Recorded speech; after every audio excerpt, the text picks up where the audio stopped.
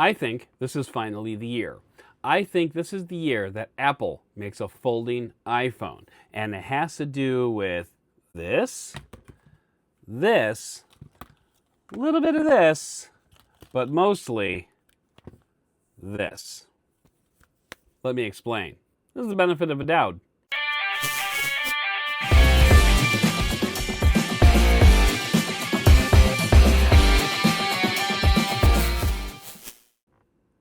Okay, so Samsung came out with the original Galaxy Z Fold back in 2019, and then again later in 2019 because, well, reasons.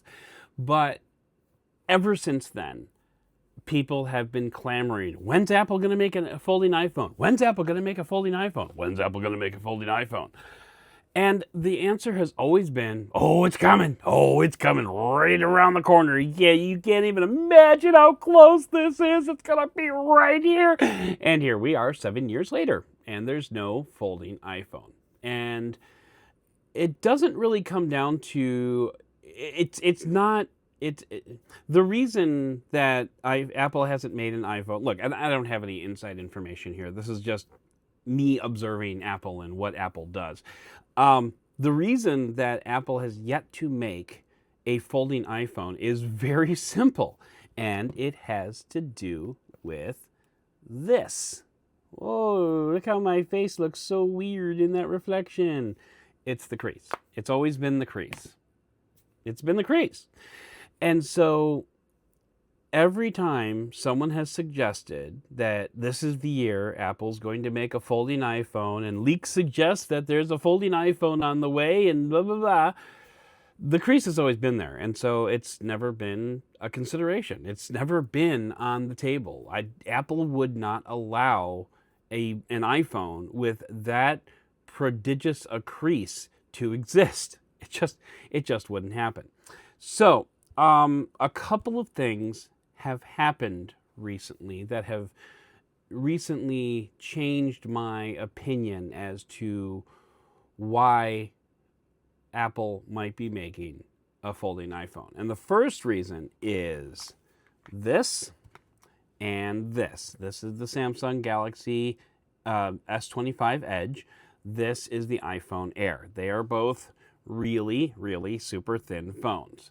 Now, I don't think it's a coincidence, and this is not an original thought, so don't say I'm a genius, but I don't think it's a coincidence that this looks a lot like this. This is the Samsung Galaxy Z Fold 7. You notice a lot of similarities in between here, especially when you open them from the side. Lots of, the camera island is about the same. There's one less camera over here. But generally speaking, this is kind of a template for this. Now let's talk about the iPhone Air. A lot of people have speculated, and again, not an original thought, but again, a lot of people have speculated, well, the iPhone Air exists, and the S25 Edge exists, and the S25 Edge turned into the Galaxy Z Fold 7, so obviously the iPhone Air is going to turn into a folding iPhone. Well, possibly. And the reason that this is a more advanced idea has to do with this phone right here. This is the OPPO Find N6. Now, again, not an original thought, but if you have heard anything about the OPPO Find N6, which, by the way, you can't buy this in the United States, so there's that. But if you have heard anything about this phone, it's that this phone has basically no crease. I mean, look, once again, looking at my reflection, there's really no crease here. It turns out there is a crease. So just let's do a quick side by side.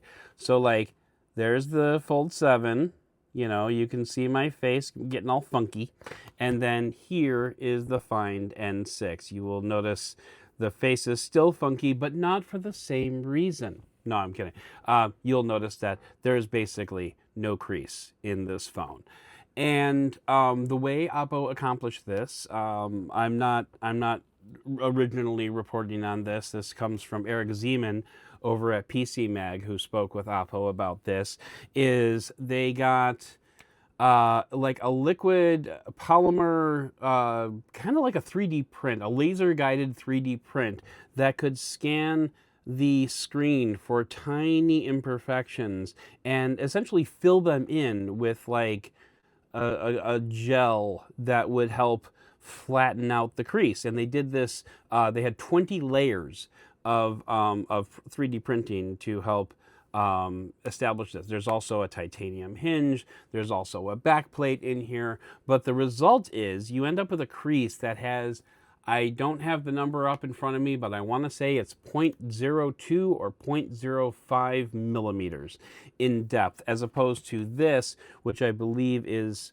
closer to 0.5 millimeters. So that's a fairly significant difference. So there is this. And by the way, Samsung can also do this. Samsung at CES, and I'm so mad at myself that I missed this, but Samsung had a folding screen, well, basically a creaseless folding screen on display next to a Galaxy Z Fold 7, which I find extremely amusing, because it's like, hey, look at this thing, and then look what we can do now. Like, you're kind of crapping on your own product there, Samsung. I'm just saying. But anyway, Samsung had a creaseless display on display, a creaseless display on display at CES, which I completely missed. And otherwise I would put a photo of it right here. Can't do that. But Samsung had this creaseless display on display at CES, and iPhone, or Apple, I should say, sources its screens from Samsung. So there's a relationship there already. So now that we have an iPhone Air, which is probably, at least in some way, a little bit of a prototype for a folding, for what a folding iPhone can look. And now that we have screens that can look like this, that have zero crease in them whatsoever, I think that 2026 is finally the year that we are going to see a folding iPhone. Now, will it be a book-style foldable? I don't know. Will it be a flip foldable? I'm not sure. A lot of the rumors seem to suggest that it's going to be a book-style foldable, which kind of makes sense. It kind of makes sense that the iPhone would go with a book-style foldable. I could very much see the demand for a flip-style iPhone. I could very much see people like, flip, put it in your pocket. Like, I could very much see that. It's very possible that both of those will exist at some point. Samsung this year is rumored to be releasing a widescreen foldable, not the trifold, but a wider Samsung Galaxy Z Fold 8 wide, ultra, whatever they're going to call it. So it's possible that the iPhone could go with some kind of form factor like that. I would say if there is one reason why Apple would not create an iPhone, folding iPhone this year, I think it's because of not this. I think it's because of this. I'm not sure, and I'm still not sure, honestly. I've been using foldables for 4 years now, and I'm kind of like, I wouldn't say I'm the anti-Michael Fisher, but I'm not as jazzed about foldables as Michael Fisher is, because I still think that this makes for a tiny tablet.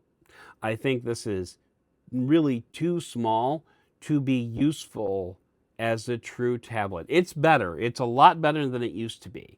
Isn't it a lot better than it used to be? I don't know. I'm kind of... So the main reason I carry a foldable is largely because most of my life is built around spreadsheets. Nerd! I know. And a foldable really makes it super easy to bust out a spreadsheet and take it all in, the way you'd want to. So, that's the primary reason why I carry a spreadsheet around with me. Here I can show you, like, this is my freelance calendar. Like, this is how I monitor all my freelance work. I love foldables specifically for that reason. So The only thing that I think might be holding Apple back would be the fact that this is still a square. And aside from a trifold, no one has really come up with a great way to make a true tablet experience rather than like a square tablet experience. Apple doesn't have a square tablet right now. So I'm not sure what Apple is going to do with a square tablet when it rolls around, which is why I'm kind of inclined to think that maybe a flip style foldable might be a more realistic option for Apple, because it would be cheaper to produce, it would be cheaper for customers, and it would give, iPhone already has a phone style UI. iPhone doesn't have, or iPad doesn't have, a square UI. So I'm really curious to see how Apple tackles that particular option. But considering this exists and it turned into this, and this still exists and it could potentially turn into this, I think that makes a really compelling case for 2026 being the year of the Apple Foldable.